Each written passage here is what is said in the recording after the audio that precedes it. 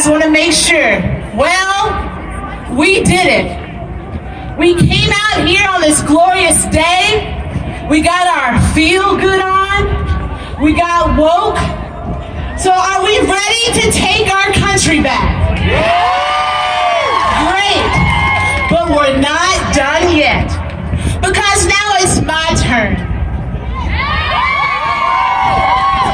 And apologies in advance because I'm not going to sugarcoat this. Sorry, not sorry. Racism. We are all racist on some level because that's how we were brought up.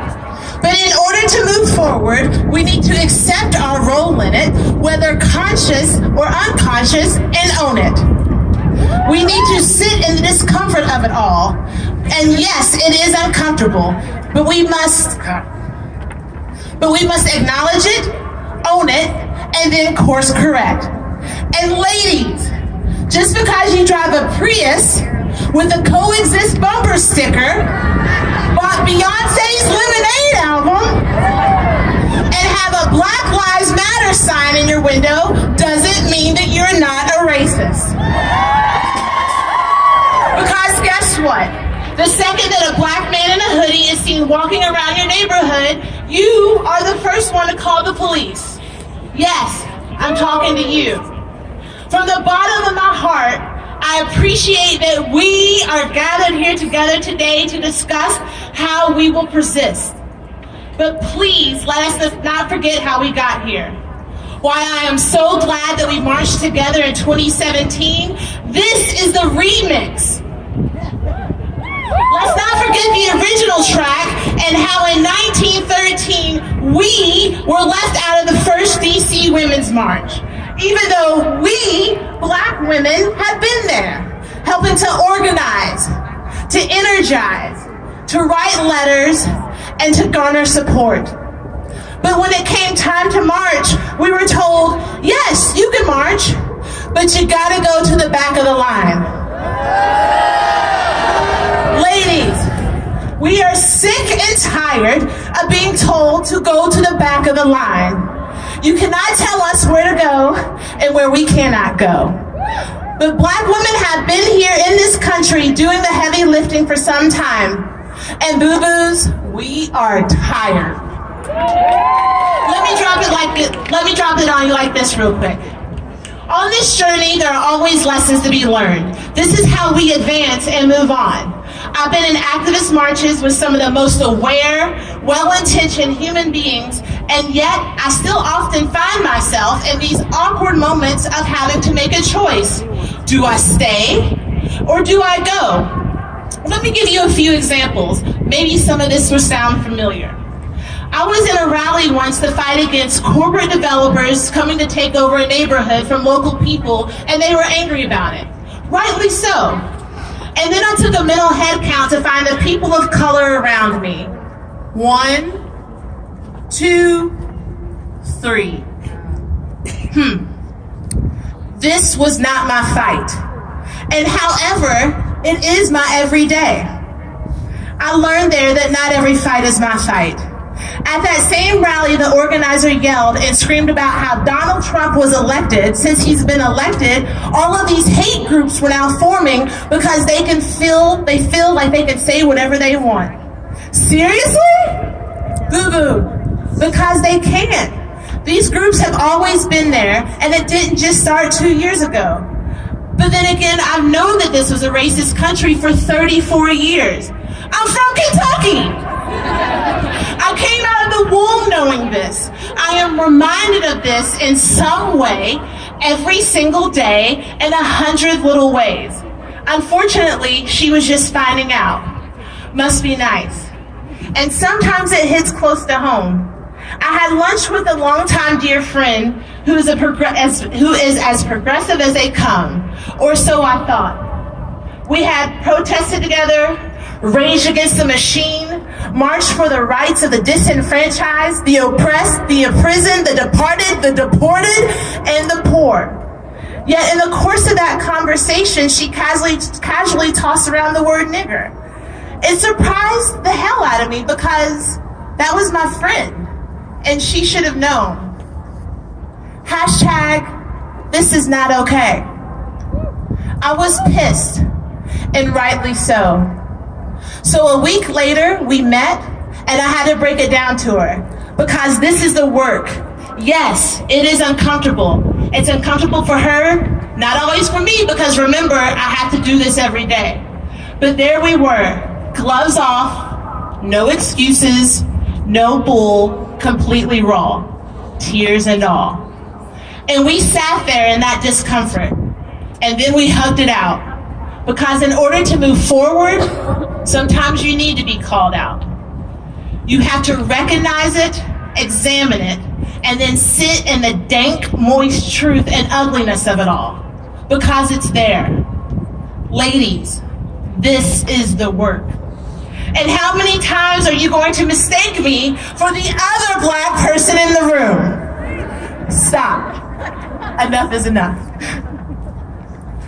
And you might be saying to yourself, but Jess, that wasn't me.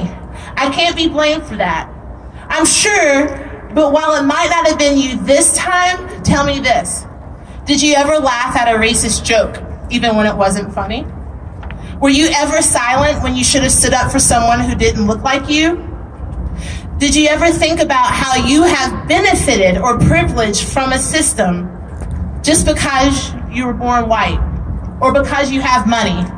What about those little bitty microaggressions that you commit every day towards people that don't look like you or live where you live? What is your part in this? When planning for this march, one of my fellow organizers was concerned that if she came off too harsh, that some of her fellow white sisters might be uncomfortable and give up and go home because no one wants to feel shame or guilt. Check.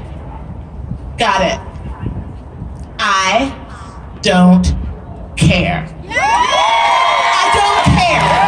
I don't care.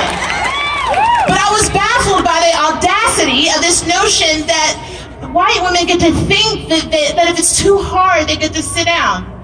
Just one more. Did black women have the option to give up when it got too hard during Jim Crow? You know, when their homes were being set on fire, or when we were being lynched, or raped, or denied access to property, voting, education, marriage, rights, jobs, healthcare?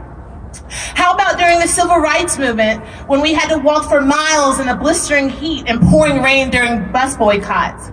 Was it too hard when we were getting sprayed by fire hoses and beaten by police and mauled by dogs? How about in the 1970s when we were being arrested in Oakland working to provide free breakfast programs for poor children and opening up community health centers? No, we don't get the privilege to just stop when the work gets hard. And that's not just the past. How soon we forget last month's Alabama Senate race where black women came out in droves against the former Alabama Supreme Court Judge Roy Moore. If you recall, Moore was accused of assaulting teenage girls. And even in spite of knowing this and other allegations, 63% of white women voted in favor of him. And even in spite, oh sorry, I just said that. And it's a good thing that the sisters came out because they saw the writing on the wall. So in order to tip the balance, black women knew that they had to come out strong in support of Doug Jones. The results, 98% of black women voted against Roy Moore. How did they do it? These women banded together. They organized, they raised money, they registered voters, and in general, they did the work. Ladies, we need to get our house in order, and I need you to understand my fight. Because here it is, as a black woman in America, I have to prepare myself every day to fight against a country that tells me that I don't belong here, that I'm not good enough, or smart enough, or educated enough, and that I have to work twice as hard to get half as far. And because I have to face that every day, I need to know that my squad is strong, and that you have my back. We've got to work together. By ourselves, the burden feels heavy. But if we can just come together, we can lighten the load and share in this responsibility. I can assume that most of you live in a place where everyone looks just like you. So I challenge you to step outside of your community and do the hard work that needs to be done. It's scary at first, but you truly can't understand something until you become a part of it. But not to fret, I have hope, and that's why I'm standing here with you today. And to all of you beautiful, fabulous, fly, ferocious, fearless women, men, gender nonconforming, young, old, rich, poor, differently abled, immigrant, indigenous, Christian, Buddhist, agnostic, and everything in between, we the people, we thank you. Thank you for staying out here today on this gorgeous, cold, and beautiful day. Thank you for being a friend. Thank you for being kind. Thank you for doing the hard work that needs to be done. Thank you for wanting better. Now let's go take our country back.